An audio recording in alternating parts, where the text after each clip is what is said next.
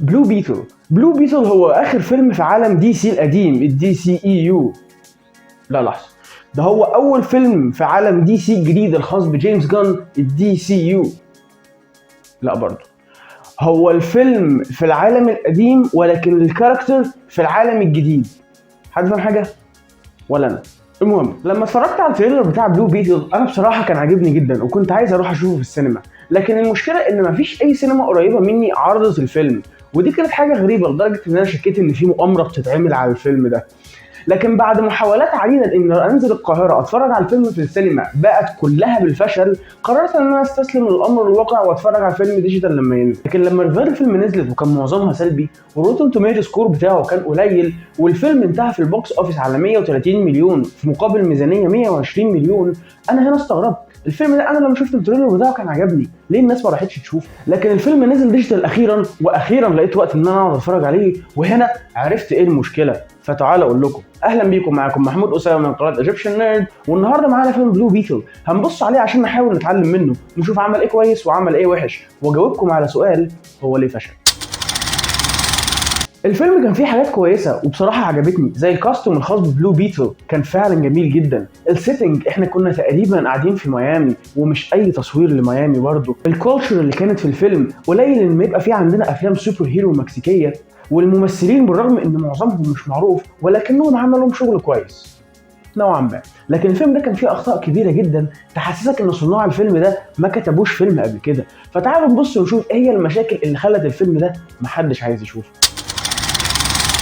كصانع افلام لازم تكون عارف ان الانطباع الاول في الفيلم مهم جدا زي ما هو مهم في الحياه العاديه بالظبط، لان هو ده اللي بيبيع لي اللي انت جاي تبيعه لي. ولكن الانطباع الاول في الفيلم ده مش بس ضعيف، لا ده احيانا كان بيبوظ الحاجات الكويسه في الفيلم اساسا. تعالوا اوريكم قصدي ايه. تعالوا نشوف الانطباع الاول للشرير بتاعنا في الفيلم.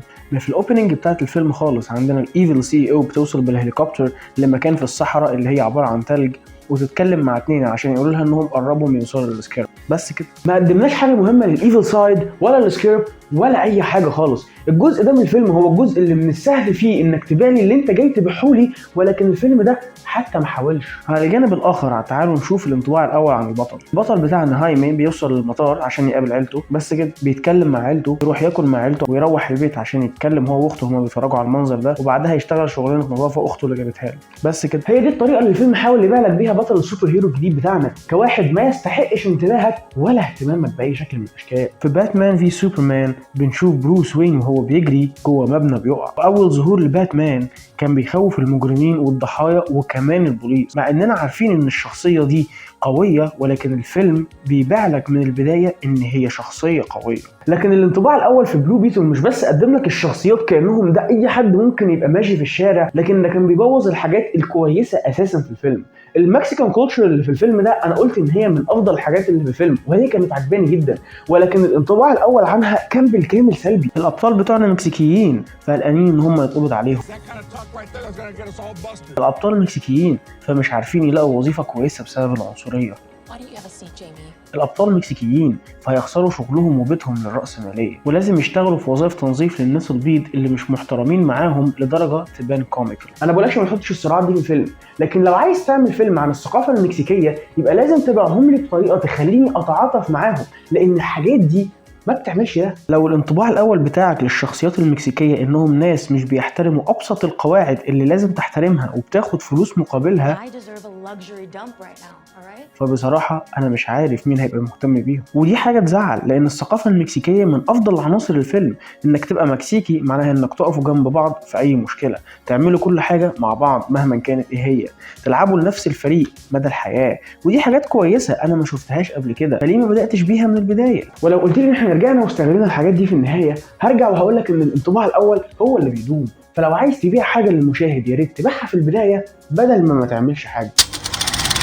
المشكله الثانيه هي قله وجود البروبر سين او المشاهد الكامله، بمعنى ان مفيش حاجه بتحصل في الفيلم لحد فتره طويله جدا. المشهد الكامل بيتكون من اوبجكتيف او جول او هدف وابستكلز اللي هي عقبات. يعني احنا في عندنا شخصيه عندها هدف عايزه تحققه سواء باللفظ او بالفعل، ولكن في حاجه بتقف في طريقها، ونجاح الشخصيه دي من عدمه في تحقيق الهدف ده هو ده اللي بيدفعنا لقدام وبياخدنا للمشهد اللي جاي.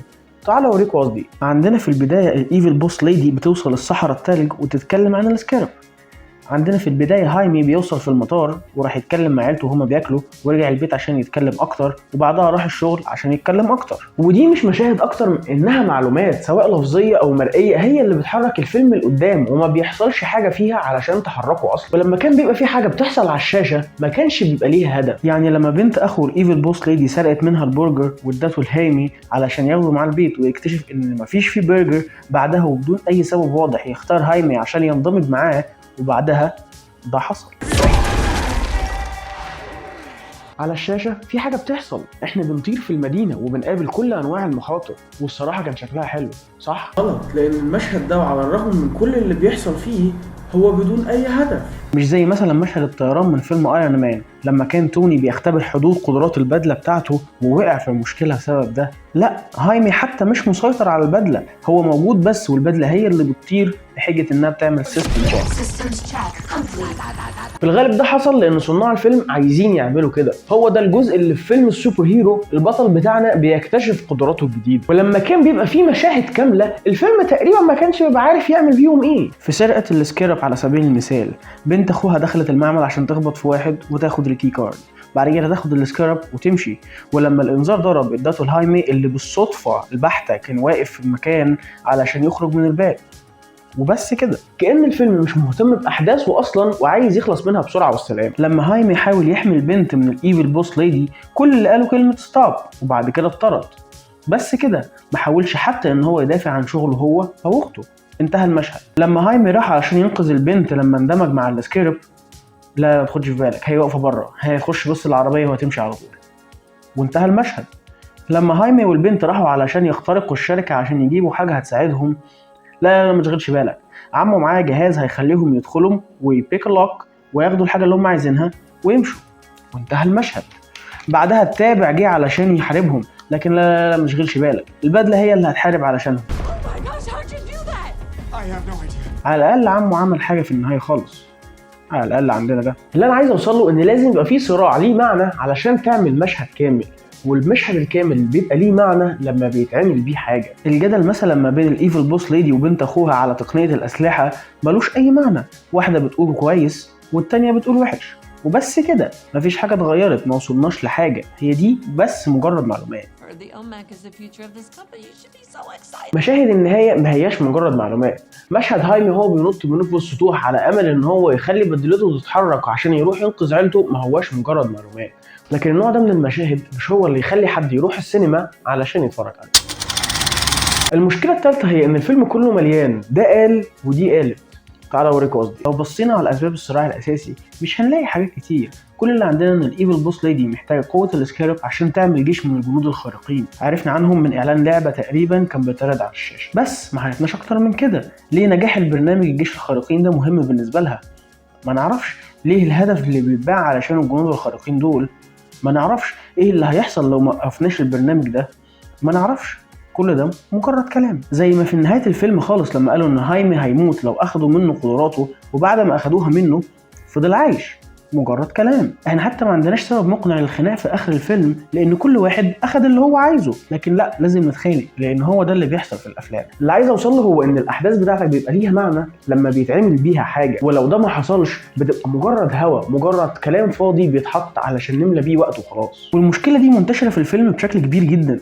هايمي درس وبقى محامي، لكن ما شفناش اي حاجه من دي وما استخدمناهاش بعد كده. هايمي بيشتكي من انه مش عارف يلاقي وظيفه كويسه، ومع ذلك احنا ما شفناهوش وهو بيحاول يلاقي وظيفه كويسه.